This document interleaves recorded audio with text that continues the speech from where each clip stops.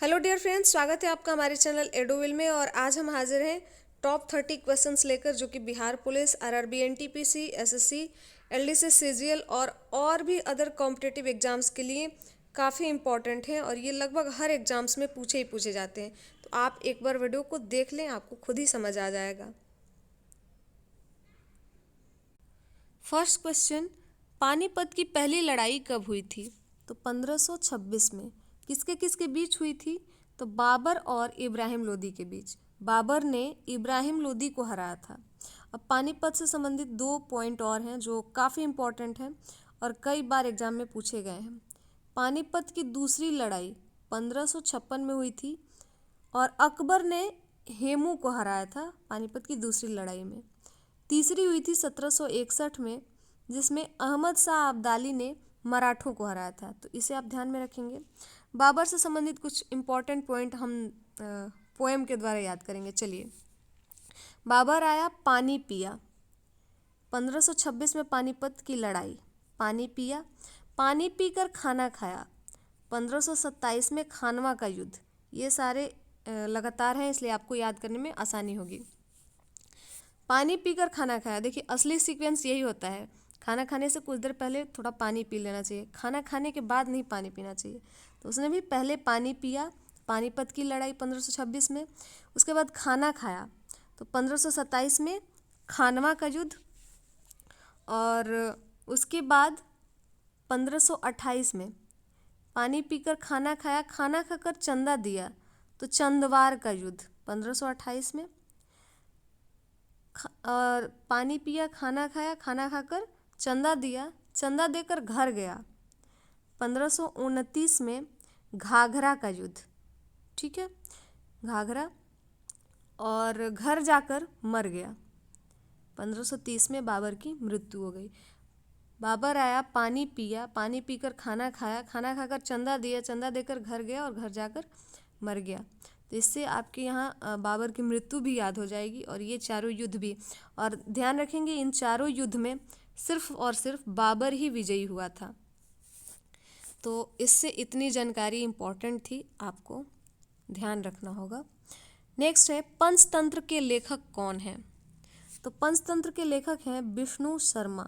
काफ़ी important question है ये भी, आप ध्यान रखेंगे। इसमें जो भी क्वेश्चन हम इंक्लूड किए हैं वो कई बार पूछे गए हैं, पूछे ही पूछे जाते हैं। और ये जो है नीति कथाओं से संबंधित एक पुस्तक है, पंचतंत्र, जिसके लेखक हैं Vishnu Sharma.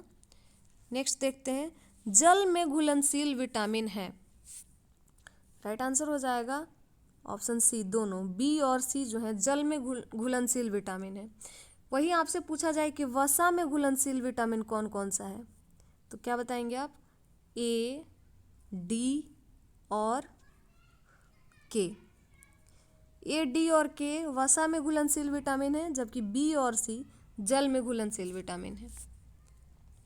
Next, young India के लेखक कौन है? तो यंग इंडिया के लेखक हैं महात्मा गांधी।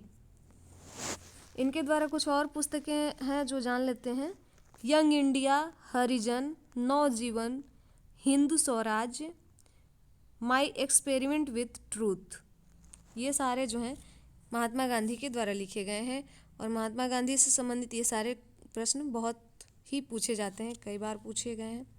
नेक्स्ट, घर तक फाइबर योजना का शुभारंभ किस राज्य द्वारा किया गया है? तो ऑप्शन डी इसका राइट आंसर हो जाएगा, बिहार द्वारा घर तक फाइबर योजना का शुभारंभ किया गया है। अगला, ब्रिटिश संसद का सदस्य बनने वाले प्रथम भारतीय कौन थे? राइट आंसर होगा दादा भाई नौरोजी। ब्रिटिश संसद के सदस्य बनने वाले प्रथम भारतीय दादा भाई नौरोजी थे। देखिए, जिस क्वेश्चन में डिस्कशन इम्पॉर्टेंट है उसी को हम कर रहे हैं, नहीं तो वीडियो काफ़ी लंबी हो जाएगी। और प्लीज़, अगर आपको अच्छा लग रहा है, वीडियो अच्छी लग रही है, पसंद आ रही है, तो प्लीज़ हमारे वीडियो को लाइक कर दें, शेयर कर दें अपने फ्रेंड्स में, और हमारे चैनल को भी सब्सक्राइब कर लें। नेक्स्ट है, हमारी आकाश गंगा की आकृति कैसी है? तो स्पाइरल है, या कभी कभी सर्पिलाकार भी आपको दे देता है ऑप्शन में, तो दोनों का मतलब एक ही होगा। हमारी आकाश गंगा की आकृति जो है स्पाइरल या सर्पिलाकार है। नेक्स्ट, क्वासियोरकर और मरासमस बीमारी किसकी कमी से होता है? तो क्वासियोरकर और मरासमस बीमारी जो है प्रोटीन की कमी से होता है। नेक्स्ट देखते हैं, एपीकल्चर किससे संबंधित है? तो एपीकल्चर जो है मधुमक्खी पालन से संबंधित है। नेक्स्ट क्वेश्चन, इंद्रधनुष के बीच में कौन सा रंग होता है? तो हरा। ऐसे होता है बैनिया पिनाला होता है ना, बैंगनी, नीला, आसमानी, हरा, पीला, नारंगी, लाल, तो बीच में हरा रंग आता है। नेक्स्ट, WTO का मुख्यालय कहाँ है? तो जिनेवा में है WTO, यानी कि वर्ल्ड ट्रेड ऑर्गेनाइजेशन, जिसका हिंदी है विश्व व्यापार संगठन का मुख्यालय जो है जिनेवा में है। इसकी स्थापना भी इम्पॉर्टेंट है, कई बार पूछा गया है। तो विश्व व्यापार संगठन की स्थापना 1 जनवरी 1995 को हुई थी। नेक्स्ट, हीराकुंड बांध परियोजना किस नदी पर है? तो महानदी पर है हीराकुंड बांध परियोजना। और भागीरथी नदी पर जो है एक और बांध है जो काफ़ी इम्पोर्टेंट है, पूछा जाता है, टिहरी बांध। टिहरी बांध किस नदी पर है? तो भागीरथी नदी पर। जबकि हीराकुंड बांध किस नदी पर है? तो महानदी पर। नेक्स्ट, मिस वर्ल्ड बनने वाली प्रथम भारतीय महिला कौन है? तो कुमारी रीता फारिया जो है मिस वर्ल्ड बनने वाली प्रथम भारतीय महिला हैं। सुष्मिता सेन मिस यूनिवर्स बनने वाली प्रथम भारतीय महिला हैं। और आशापूर्णा देवी ज्ञानपीठ पुरस्कार पाने वाली प्रथम भारतीय महिला हैं। और कल्पना चावला अंतरिक्ष में जाने वाली प्रथम भारतीय महिला हैं। ये चारों ऑप्शन काफ़ी इम्पोर्टेंट हैं। नेक्स्ट, मौलिक अधिकार से संबंधित अनुच्छेद है।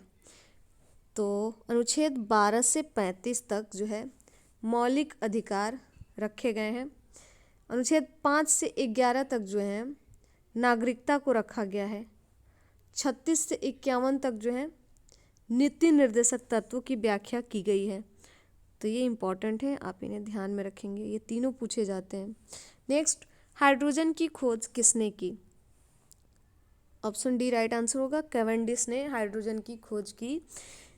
जे थॉमसन ने इलेक्ट्रॉन की खोज की थी। रदरफोर्ड ने जो है परमाणु के नाभिक की खोज की थी। और चैडविक ने न्यूट्रॉन की खोज की थी। नेक्स्ट क्वेश्चन, हृदय में विकार का पता लगाने के लिए किस चिकित्सा उपकरण का प्रयोग किया जाता है?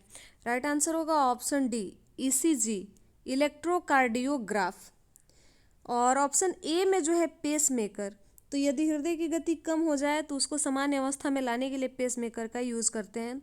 CT स्कैन, संपूर्ण शरीर के किसी भी भाग में कोई विकृति उत्पन्न हो तो उसका पता लगाने के लिए CT स्कैन करते हैं।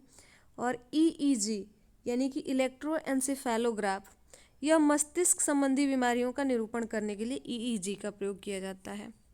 नेक्स्ट, विश्व पर्यावरण दिवस कब मनाया जाता है? राइट आंसर होगा 5 जून। Very very important question. 11 दिसंबर को जो है विश्व बालकोष दिवस और यूनिसेफ दिवस भी मनाया जाता है। 27 सितंबर भी काफ़ी इम्पॉर्टेंट है, इस दिन विश्व पर्यटन दिवस मनाया जाता है। और 21 जून भी काफ़ी इम्पॉर्टेंट है, ये सबको लगभग याद भी होगा, अंतर्राष्ट्रीय योग दिवस मनाया जाता है 21 जून। नेक्स्ट क्वेश्चन, करेले में कड़वाहट किसकी उपस्थिति के कारण होता है? ऑप्शन ए सही हो जाएगा, ट्राइटरपाइन के कारण। कुरकुमिन के कारण हल्दी का रंग पीला होता है। कैप्सेनिन के कारण मिर्च में चरपराहट होती है। और एलाइसिन के कारण जो है लहसुन में गंध होता है। अगला, केंचुआ का श्वसन अंग क्या है? तो केंचुआ का श्वसन अंग है त्वचा। ऑप्शन बी सही हो जाएगा, इसका राइट आंसर हो जाएगा। नेक्स्ट, राष्ट्रीय ध्वज की लंबाई और चौड़ाई का अनुपात क्या है? तो राइट आंसर हो जाएगा 3:2। कहीं कहीं आपको यहाँ चौड़ाई दे देगा और इधर लंबाई दे के भी पूछ देगा, आप 3:2 रट के मत जाइएगा। तो चौड़ाई और लंबाई अगर उल्टा करेगा तो इसका अनुपात भी उल्टा कर देंगे हम। नेक्स्ट, जापान की संसद का नाम क्या है? तो जापान की संसद का नाम है डायट। काफ़ी बार पूछा गया है और ये चारों ऑप्शंस काफ़ी इंपॉर्टेंट हैं। सोरा जो है अफगानिस्तान की संसद का नाम है। नेसेट जो है इजराइल की संसद का नाम है। और राष्ट्रीय पंचायत जो है नेपाल की संसद का नाम है। अगला, भारत और चीन के बीच कौन सी अंतर्राष्ट्रीय सीमा रेखा है? तो राइट आंसर हो जाएगा ऑप्शन बी, मैक-मोहन। और भारत और पाकिस्तान के बीच है रेड क्लिफ। अगला क्वेश्चन, ओपेरा हाउस कहाँ है? तो ओपेरा हाउस है सिडनी में। ऑप्शन ए सही हो जाएगा। नेक्स्ट, डीआरडीओ के वर्तमान अध्यक्ष कौन है? तो डीआरडीओ के वर्तमान अध्यक्ष हैं जी सतीश रेड्डी। नेक्स्ट क्वेश्चन, यक्षगान कहाँ का लोक नृत्य है? तो यह जो है कर्नाटक का लोक नृत्य है। नेक्स्ट, किस ग्रह को लेटा हुआ ग्रह के नाम से भी जाना जाता है? तो अरुण ग्रह को लेटा हुआ ग्रह के नाम से भी जाना जाता है। अगला, सबसे हल्की धातु कौन है? तो सबसे हल्की धातु है लिथियम और सबसे भारी धातु है ओस्मियम। नेक्स्ट, प्राकृतिक वर्ण के सिद्धांत का प्रतिपादन किसने किया? तो राइट आंसर हो जाएगा डार्विन ने। कहीं कहीं आपको विकासवाद भी मिलेगा कि विकासवाद का सिद्धांत किसने दिया, तो डार्विन ने। नेक्स्ट, भारतीय राष्ट्रीय कांग्रेस के प्रथम मुस्लिम अध्यक्ष कौन थे? तो ऑप्शन बी सही हो जाएगा इसका, बदरुद्दीन तैयब जी।